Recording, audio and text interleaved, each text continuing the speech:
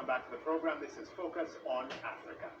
Now, to the Democratic Republic of Congo, where the growing demand for so-called clean energy technologies is fueling abuse. That's according to a recent report by Amnesty International, together with a Democratic Republic of the Congo-based organization initiative called Powering Change, or Business as Usual.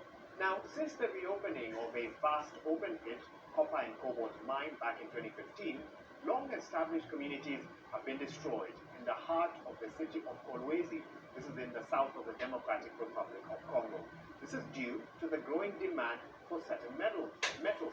These include copper and cobalt, which are essential for making most lithium-ion batteries used to power a wide range of devices, including electric cars and mobile phones.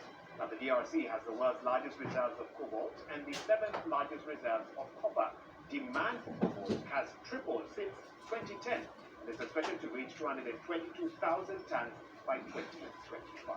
But as the country continues to meet the growing global demand for transitioning to e-transportation, what is Africa's progress? Well, earlier on I spoke to Iman Bashir, an environmental lawyer, and Nico Kajala, the co-founder and CEO of Grow Tribe, that's an e-transport company based in Tanzania. I started by asking them whether the transition to electric transportation was a priority for the continent just yet. E-mobility is a priority because transport on its own accounts for about a quarter of all CO2 emissions globally. And while we can say Africa has not contributed too much in terms of emissions, we still get impacted by the effects of climate change. Africa is actually most vulnerable to the effects of climate change. We rely, I think 95% of our agriculture is rain-fed directly. We have a lot of industries that are directly related to our environment. And so while we can say that we don't have a lot of issues when it comes to emissions, we are impacted by climate change, and so we need to have e-mobility regulations in place to allow uptake of e-mobility. Let's speak with Nico, who's joining us from Dar es Salaam, and he's been rolling out, or his company has been rolling out e-mobility solutions. Nico, what lessons have you learned so far, in this process that you're involved in? What would you say have been the key barriers to the widespread adoption of the e-mobility solutions that you're rolling out? And you can give us your Tanzania example as one of them. In our case, probably one of the biggest issues that we were facing is the overall lack of regulations. And then we talk about, Tanzania specifically. Tanzania does not, unfortunately, yet have a strong regulatory framework which would support the adoption of EVs. But then even if you look at the EAC level, so the East African Community level, we do have different local regulations. And some of them are more supporting than others. Rwanda definitely is a great pillar when it comes to a regulatory framework. This has definitely been one of the biggest issues to us. For those who say that the concept of electric vehicles is simply too far ahead of its time for some African countries, how do you respond to those who have that view? I'll respond in two ways. First of all, I'll talk about Kenya. Kenya is over 90% of its energy comes from renewable energy sources. So to say that we are not there when it comes to our energy matrix is simply not true. So we're already doing what needs to be done. It just needs to reflect within the transport sector as well. And additionally, I'll talk about South Africa. South Africa is one of Africa's largest car producers.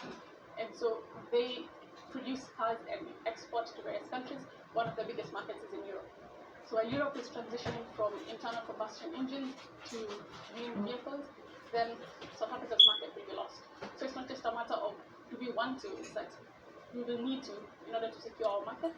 And then lastly, we'll move away from Africa being sort of a dumping ground for gas vehicles that have been used to the point of them being a hazard on the market and then being dumped in the continent of Africa. Okay. So it's definitely in our good interest as well to move towards green vehicles. Some very interesting thoughts here. Nico, for those who say that the cost of doing business across Africa still remains high with internal combustion engines, being the primary source of transportation. Now, when you talk about electric vehicles, the infrastructure, the setup itself, is the continent trying to buy more than it can? I don't think so.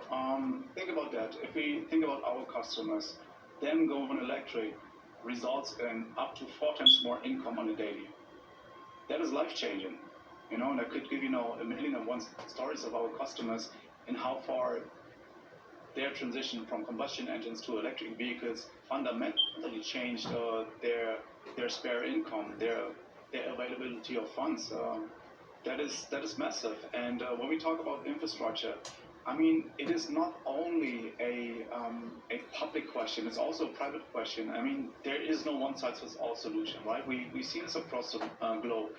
Some countries decided to go for building infrastructure first. Some countries decided to have vehicles on road first. It, conversation on e-transportation, and you can get in touch with me and some of the team on social media with your feedback at Wahiga Mwaoga at BBC Africa. But that's all from the program. From me and the rest of the Focus on Africa team, goodbye.